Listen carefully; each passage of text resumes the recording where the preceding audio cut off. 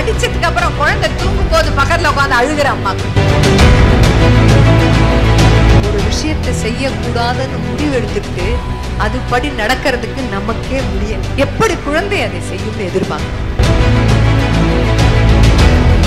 6, 7, 8 ஒரு கிளாஸுக்கு பயத்தை தான் ஜாஸ்தி பண்ற மொழி பொறுப்பை உணர்த்துவதற்கான ஒரு வேலையை நம்ம செய்யறதே. நல்ல வார்த்தையை பயன்படுத்தி குழந்தையை சொல்லு. அப்பதான் அது தூங்கும் போது நாம அழாம இருக்கேன். அம்மா பாவம் அப்பா பாவம் கஷ்டப்படுறாங்க, அவங்களால அதை வாங்கி தர முடியாது. அதை சொல்ல குழந்தைக்கு பழகு. குழந்தையிடம் ஒரு மாற்றத்தை எதிர்பார்ப்பதற்கு முன்னால் ஒரு பரிசோதனைக்கு உங்களை உட்படுத்துங்கள். முதுகுல தட்டி கொடுக்கிற ஆசிரியையும் தட்டி கொடுக்கிற தாயையும் தகப்பனையும் தான் ஒரு குழந்தையும் தேடிக்கொண்டே இருக்கிறது. முதல்ல சொல்லி வளர்க்கணும், அதுக்கப்புறம் அதை வாசிக்கிற பழக்கத்தை குழந்தையிடம் ஏற்படுத்த வேண்டும். கருப்பை புற்றுநோய் குறித்த சந்தேகங்களுக்கான தங்கம் ஹோப்பை இலவசமாய் அணுகுங்கள். எல்லாருமே அடிக்கிறவங்க தானே, நானும் அடிச்சிருக்கேன், அதனால தான் கேட்கிறேன். எல்லாரும் அடிக்கிறவங்க தானே. அப்பாக்கள்லாம் தீபாவளி பொங்கல் மாதிரி வருஷத்துக்கு ஒரு தடவை டொப்புன்னு அடிப்பாங்க, அவ்வளவுதான். அம்மா வந்து ஏகாதசி துவாதசி மாதிரி கேலண்டர்ல வர எல்லாரும் தினம் அடிக்கும். அடிக்கிற அம்மாக்கள் தானே. சரி, அடுத்த கேள்வி கேட்கிறேன். எத்தனை அம்மாக்கள் அடிச்சதுக்கு அப்புறம் குழந்தை தூங்கும் போது பக்கத்துல உட்காந்து அழுகிற அம்மாக்கள்? அழவே மாட்டேங்குது ஒரு அம்மா. அழுவோமா மாட்டோமா? அழுவோம்னா தேம்பி அழவானா, வேதனைப்படுவோமா மாட்டோமா? குழந்தை தூங்கினதுக்கு அப்புறம் சத்தியம் பண்ணுவோம், நாலுல இருந்து ஒன்னு அடிக்கவே மாட்டாக்கண்ணா. அது தூங்குறத பார்த்தா பாவமா இருக்கு. பாவம், அதை அடிச்சுட்டேன், அடிக்கவே கூடாது. அதை கண்ணை முழிக்கும் போதே வாழை சுருட்டின வாழை நீட்டிட்டே முழிக்கும் போது கோவம் வந்துடும். போட்ட சபதம் அத்தனையும் மறந்து போயிடும். இது ஒரே ஒரு சின்ன உளவியல் தாம்மா. ஒரு விஷயத்தை செய்யக்கூடாதுன்னு முடிவு எடுத்துட்டு அதுபடி நடக்கிறதுக்கு நமக்கே முடியல. உண்டா இல்லையா? நமக்கே முடியல, கஷ்டமா இருக்கு. எப்படி குழந்தை அதை செய்யும்னு எதிர்பார்க்கிறோம். இந்த வருஷம் நீ எப்படி தெரியுமா சொல்லி வளர்க்குறாங்க? பாப்பா இப்ப நீ கேஜி கிடையாது, ஸ்டாண்டர்ட் கிளாஸ். எல்கேஜி யூகேஜி எல்லாம் முடிஞ்சு போச்சு. ஃபர்ஸ்ட் ஸ்டாண்டர்ட் வந்தா என்ன? அவனுக்குள்ள அந்த ஃபர்ஸ்ட் ஸ்டாண்டர்டுங்கிற பிம்பத்தை மலை பெருசு காமிக்க வேண்டியது. அவன் ஃபர்ஸ்ட் முடிச்சு செகண்ட் போனா நீ செகண்ட், இந்த வருஷம் தேர்டு. அவன் 5வது முடிச்சு 6வது போனோன்னு வளர்ந்துட்டேன். 6, 7, 8 ஒரு கிளாஸுக்கு பயத்தை தான் ஜாஸ்தி பண்ற மொழியை பொறுப்பை உணர்த்துவதற்கான ஒரு வேலையை நம்ம செய்யறதே கிடையாது. அப்ப பள்ளிக்கூடத்துக்கு வந்தா ஒரு குழந்தை என்ன செய்யணும்னா, ஒண்ணு யோசிங்க, நாம கொடுக்கிற சத்தியத்தை நமக்கு நாமே பண்ணிக்கிற சத்தியத்தையே கடைபிடிப்பதற்கு நமக்கு ரொம்ப கஷ்டமா இருக்கு. பண்றதே கிடையாது. ஒரு 10 கிளாஸ்க்கு அப்புறம் அது ரூம்குள்ளே போய் பூந்துக்கும், கையில போனை வச்சுக்கும், நம்ம கிட்ட பேசவே பேசாது.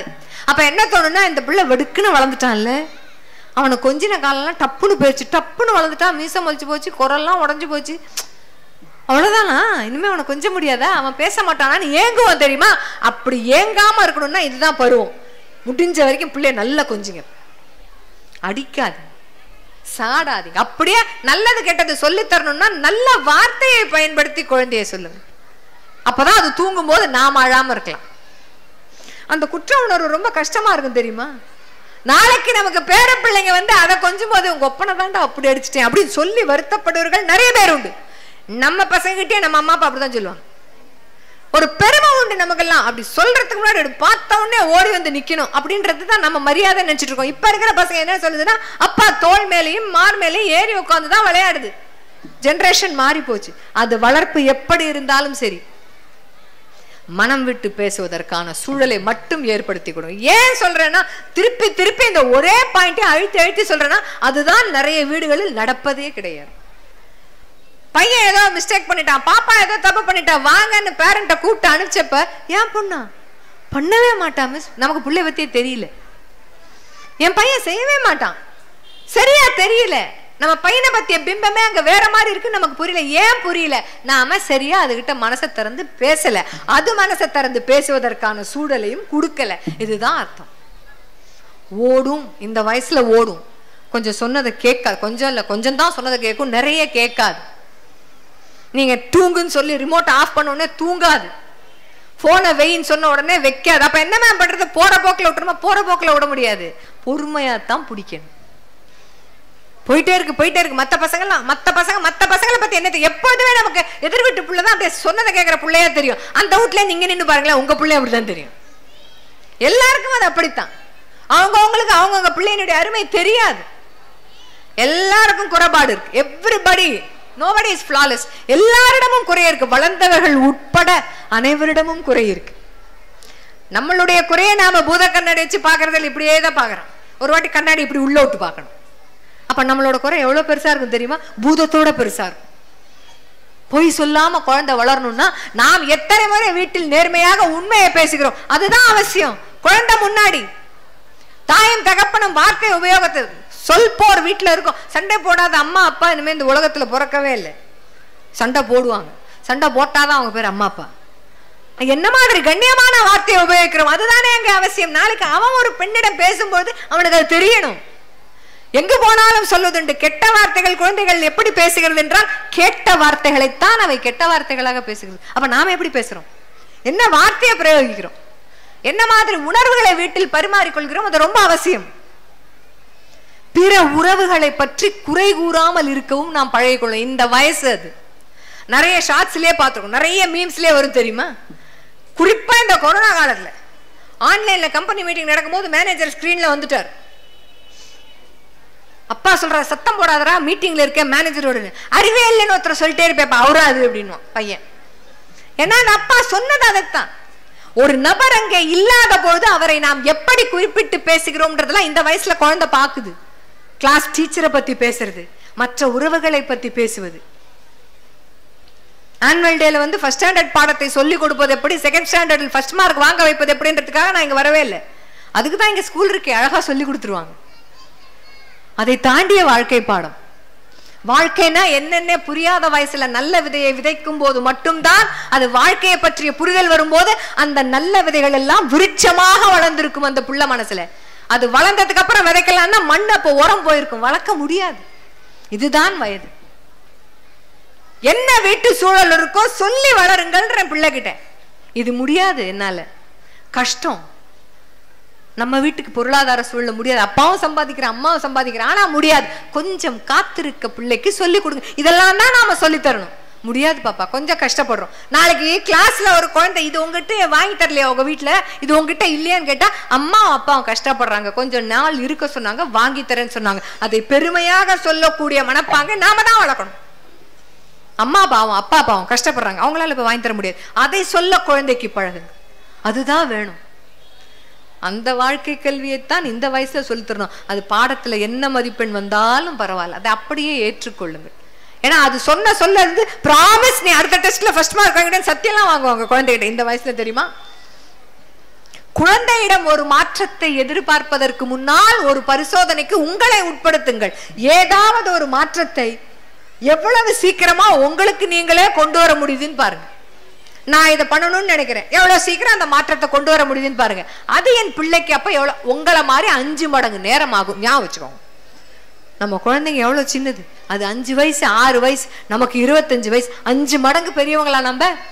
நமக்கே இவ்வளவு நாள் ஆச்சுன்னா நாம் எடுக்கிற நேர அவகாசத்தில் 5 மடங்கு அதிகமாக கேட்கும் பிள்ளைகள் எல்லாம் மாற்றங்களை கொண்டு வர அந்த பொறுமை இருக்கா? அதுதான் அவசியம். சில செடி வச்ச உடனே வளரும், சிலது 5 வருஷம் வரைக்கும் ஊத்துற தண்ணியும் உரத்தையும் உள்ள வாங்கி வாங்கி சாப்பிட்டுட்டு அப்புறமா தான் வளரும். அந்த பொறுமை இருக்கிற ஒரு மனிதர்களுக்கு பேர் தான் அம்மாவும் அப்பாவும். அந்த பொறுமை இல்லாதப்போ அந்த விதை தான் திணறும். கலீல் கிப்ரான் ரொம்ப அழகா சொல்லுவார், நீங்கள் வைத்த செடி உடனே பூக்க வேண்டும் என்று தினம் 10 குடம் தண்ணி ஊத்தினீங்கன்னா செடி அழுகி போகும். அந்த பொறுமை நமக்குத்தான் வேணும். ஒரு நாளைக்கு இவ்வளவுதான் தண்ணி, இத்தனை நாள் ஊத்தினதுக்கு அப்புறம் தான் அது மொட்டு விடும், அது இலை விடும், அது பூக்கும்னா பொறுமையாகத்தான் ஒரு தோட்டக்காரன் இருக்க வேணும். ஒரே நாள்ல பூக்கணும்னு குடங்குடமா தண்ணியை ஊத்தினா செடி அழுகி போகும். பிள்ளைகளும் செடிகளும் அப்படித்தான். ஒரு குழந்தை சீக்கிரம் பிடிச்சிக்கும், ஒரு குழந்தை லேட்டா பிடிச்சிக்கும், கடைசி வரைக்கும் ஒரு குழந்தை திணறிட்டே இருக்கும். ஆனா திணற குழந்தையும் ஒன்னால முடியும்னு முதுகுல தட்டி கொடுக்கிற ஆசிரியையும் தட்டி கொடுக்கிற தாயையும் தகப்பனையும் தான் ஒரு குழந்தையும் தேடிக்கொண்டே இருக்கிறது.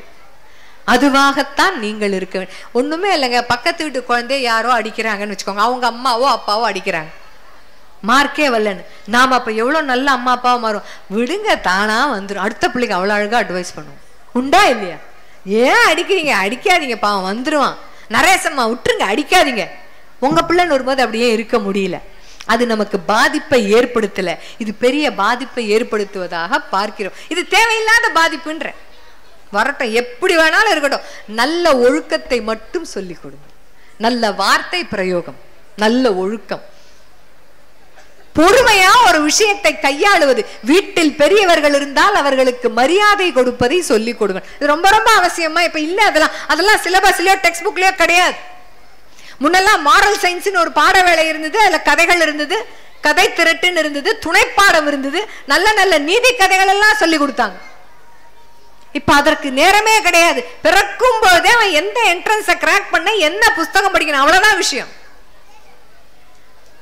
என்ட்ரன்ஸ் எல்லாம் கிராக் பண்ணி நீங்க நினைச்ச கோர்ஸ்ல பிள்ளை சேர்ந்துருச்சுன்னு வச்சுக்கோங்களேன், அதில் ஏற்படக்கூடிய பின்னடைவை கூட தாங்க முடியாத அளவிற்கு ஒரு குழந்தையைத்தான் நாம தயார்படுத்துறோம்.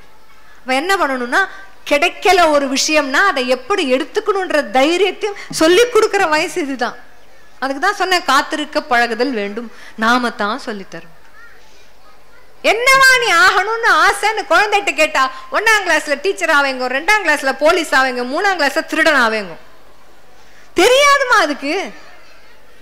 உலகத்தை பார்த்ததுக்கு அப்புறம் தான் தெரியும் தனக்கு எது வரும் வராதுன்னு. அதுக்கு புரியறதுக்கே அதுக்கு ஒரு 15 வயசு ஆகும். அது பேஸ் பண்ணி தான் சிலபஸ்ல பாடத்தை எடுக்கிறது, கல்லூரியில கோர்சஸ் எடுக்கிறதெல்லாம் அதை பேஸ் பண்ணி தான். அதை அதுவாக இருக்க விடுங்க. எல்லா இடத்துலயும் கேட்கிற கேள்வி, இங்க உட்கார்ந்து இருக்கிறவர்கள் எத்தனை பேர் 10ஆவதிலோ 12ஆவதிலோ மாநில அளவில் முதல் மார்க் எடுத்தவங்க இங்க எத்தனை பேர்? எனக்காக ஒரு வாட்டி கை தூக்கும். இங்க இருக்கிறவங்கள கடைசியில இருக்கிற வரைக்கும் கேட்கிறேன். 10ஆவதிலோ 12ஆவதிலோ மாநில அளவில் முதல் மதிப்பெண் எடுத்தவர்கள் யாராவது இருந்தா வாங்கும், மேடைக்கே வரலாம். முன்வரிசையில் இருக்கிறவங்களையும் சேர்த்து. யாருமே இல்லையா? வாங்காமலே இவ்வளவு சந்தோஷமா வாழ்க்கைய வாழறீங்க நீங்களாம். உண்டா இல்லையா? எவ்வளவு அழகா வாழறீங்க, எவ்வளவு நல்ல பள்ளிக்கூடத்துல பிள்ளைய தூக்கி போட்டிருக்கீங்க, எவ்வளவு நல்ல அம்மா அப்பாவா இருக்கீங்க. வாழ்க்கையை பற்றிய புரிதலுக்கு ஏமா அப்புறம் பிள்ளைய மட்டும் இந்த பாடுபடுத்தும்? வரும். படத்துல சொல்ற மாதிரி அவன் வருவான், மெதுவாத்தான் வருவான். வர வரைக்கும் நாம தான் காத்திருக்கணும். ஒரு சில குழந்தை தானே வரும், அது அதனுடைய அமைப்பு அப்படி. ஒரு சில குழந்தை வராது, கொஞ்சம் தாமதமாகும். இதோட அதோட சேர்த்து சேர்த்து ஒப்பிட்டு பார்ப்பதினால் வாழ்க்கை நரகமாவது இப்ப நமக்கு வளர வளர பிள்ளைக்கு. அதைத்தான் செய்ய வேண்டாங்கிற. செய்யாதீங்க. யார் முதல் மதிப்பெண் வந்தீங்க மாநிலத்தை கேட்க சிரிச்சுக்கிட்டே நான் இல்ல, எவ்வளவு சாதாரணமா எடுத்துக்கிறீங்க. அந்த மாதிரி எடுத்துக்கொள்வதற்குத்தான் குழந்தையையும் பழக்குங்கள்னு சொல்றேன். நாம அப்படி பழக்கிறதே இல்லை. ஐயோ ஃபர்ஸ்ட் மார்க் வரலன்னா தகுதியே இல்லை எனக்கெல்லாம். என்ன தகுதி?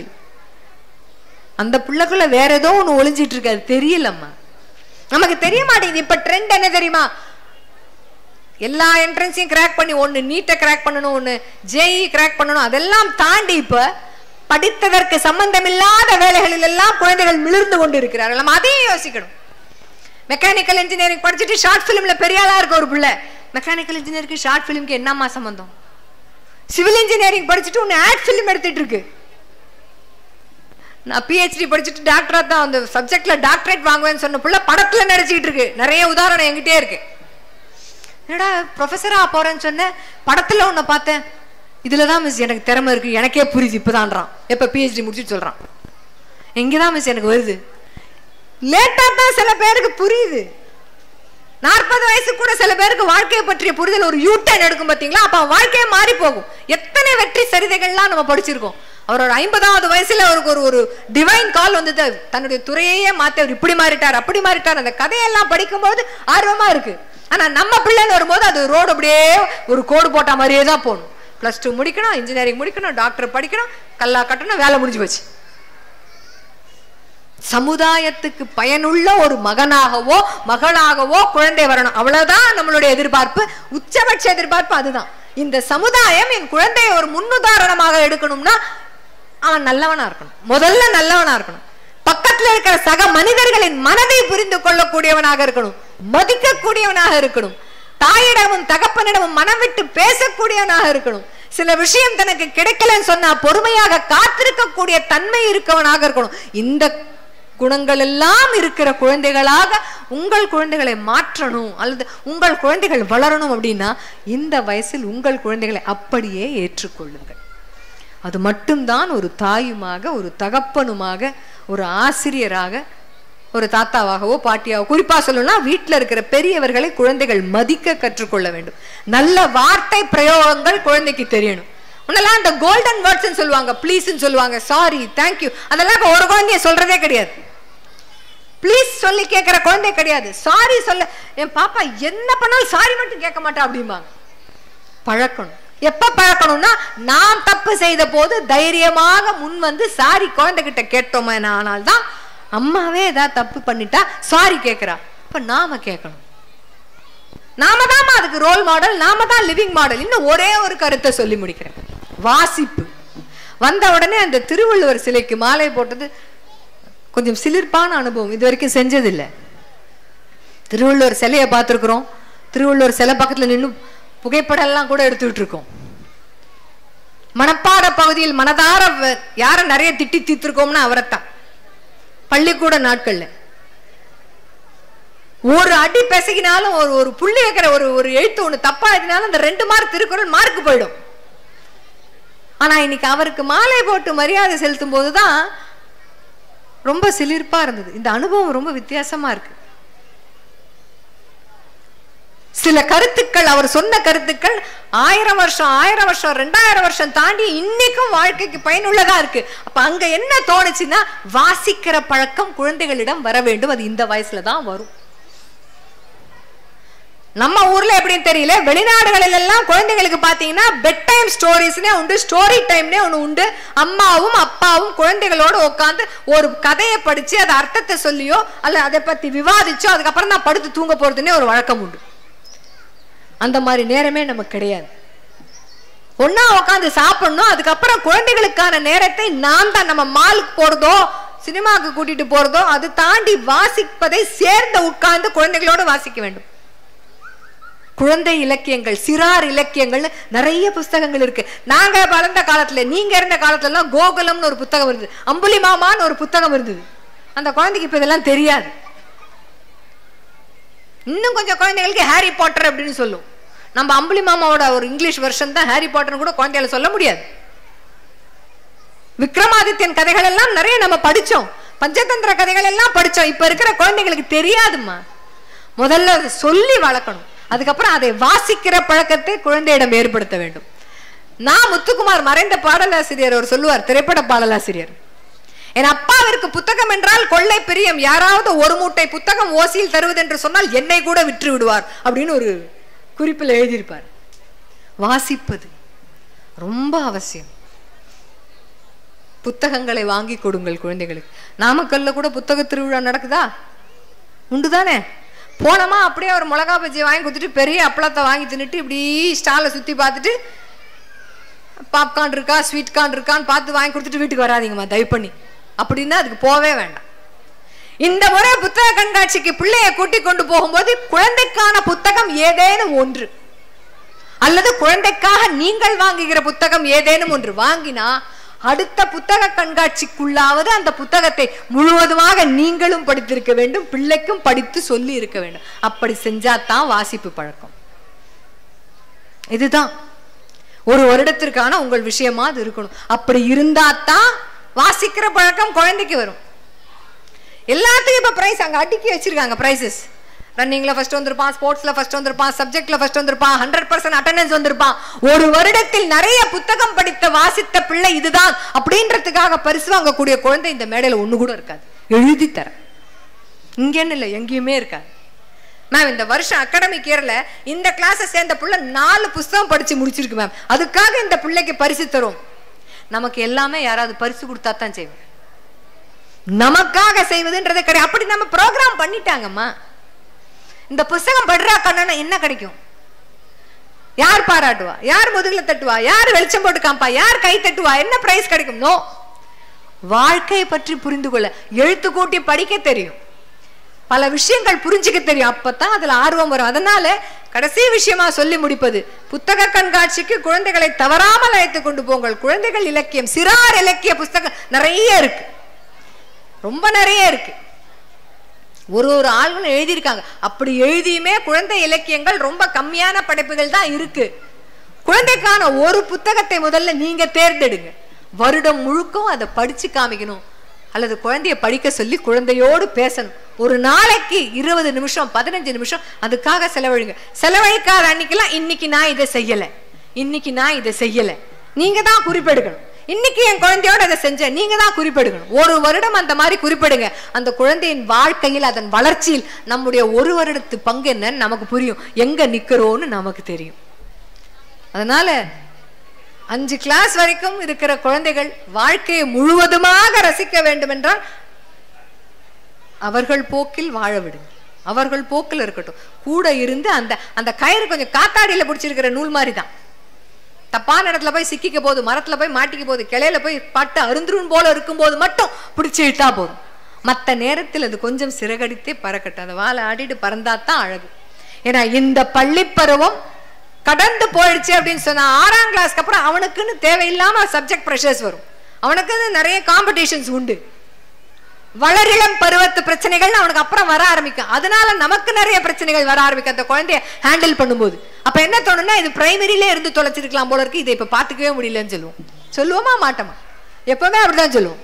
கை குழந்தையா இருக்கும்போது இது எப்படா ஒரு ப்ரீகேஜில தூக்கி போடுவோம், கொஞ்சம் நிம்மதியா இருக்கலாம்னு. ப்ரீகேஜி போய் ஸ்கூல்ல யாரையாவது அடிச்சுட்டு வந்தப்போ இது குழந்தையாவே இருந்திருக்கலாம் போல இருக்குன்னு தோணும். 6வது வந்ததுக்கு அப்புறம் பிரைமரி படிச்சா தேவலாம் தோணும். 10வது போகும்போது 6வது படிச்சா தேவலாம் போல. அந்தந்த பருவத்தை நம்மால் ரசிக்க முடிவதே கிடையாது. தயவு செய்து ரசியுங்கள். தாத்தா பாட்டி எப்படி வளர்ப்பாங்க தெரியுமா? உங்கள் குழந்தைகளை கொஞ்சுவது மட்டும்தான் அவர்களுடைய வேலை. அதனால்தான் எதா இருந்தாலும் தாத்தா பாட்டிட்டு போய் சொல்லும், நம்ம கிட்ட சொல்லாது. மார்க் குறைஞ்சாலும் தாத்தா பாட்டிட்டு தான் போய் சொல்லும். ஏதாவது எவனையாவது அடிச்சுட்டு வந்தாலும், எவன்ட்டையாவது அடி வாங்கிட்டு வந்தாலும் அங்கதான் போய் சொல்லும். இது நீ அப்பாட்ட சொல்லு பாட்டி, நீ இது அப்பாட்ட சொல்லிடு தாத்தா. தன்னுடைய அப்பாவை கையாள்வது எப்படின்றது அவருடைய அப்பாவுக்கு தெரியுன்றது பிள்ளைக்கு நல்லா தெரியும், நமக்கு தெரியாது. அதனால் மனம் விட்டு பேசக்கூடிய சூழலை ஏற்படுத்துங்கள். வாசிக்கும் பழக்கத்தை பிள்ளைகளுக்கு ஏற்படுத்துங்கள். அவர்கள் வாழ்க்கையை அவர்களை வாழ விடுங்கள். அவ்வளவுதான் விஷயம். சொல்வதற்கு நிகழ்ச்சிகள் எல்லாம் நிறைய காத்துட்டு இருக்கு. இந்த நிகழ்ச்சி முடிஞ்சு வீட்டுக்கு போகும்போது பரிசு வாங்கிய குழந்தையை பாராட்டுங்கள், அது பரவாயில்ல. உங்கள் குழந்தை பரிசு வாங்காவிட்டாலும் வாங்கிய பக்கத்து குழந்தைகளை பற்றி சொல்லி பாராட்டுங்கள் பிள்ளைகிட்ட. ஏன்னா வளர வளர பிறரை பாராட்டும் குணமும் நிறைய பேருக்கு குறைஞ்சு போச்சு. உன் கிளாஸ் அந்த ஃப்ரெண்டு சூப்பரா டான்ஸ் ஆனல, சூப்பரா இருந்ததுடா பார்க்க, அழகா பண்ணிச்சு, அதோட நிறுத்திக்கோங்க, அதோட எடிட் பண்ணிடணும். நீ எப்ப ஆடுவ, நீ எப்ப பாடுவ, நீ எப்ப அதை செய்வ? ஏன்னா நான் எல்லா இடத்துலயும் சொல்ற ஒண்ணே சொல்றேன், ஒரு குழந்தையும் தன் அம்மாவையும் அப்பாவையும் அப்படியே தான் ஏற்றுக்கொள்ளும். அந்த ஃப்ரெண்டோட அம்மா மாதிரி நீயே இல்லை, அந்த ஃப்ரெண்டோட அப்பா மாதிரி நீயே இல்லைன்னு குழந்தை கேட்காது. நாம மட்டும்தான் நீ ஏன் அந்த புள்ள மாதிரி இல்லை, நீ ஏன் இந்த புள்ள மாதிரி இல்லைன்னு சொல்லுவோம். அதை செய்யாதீர்கள்.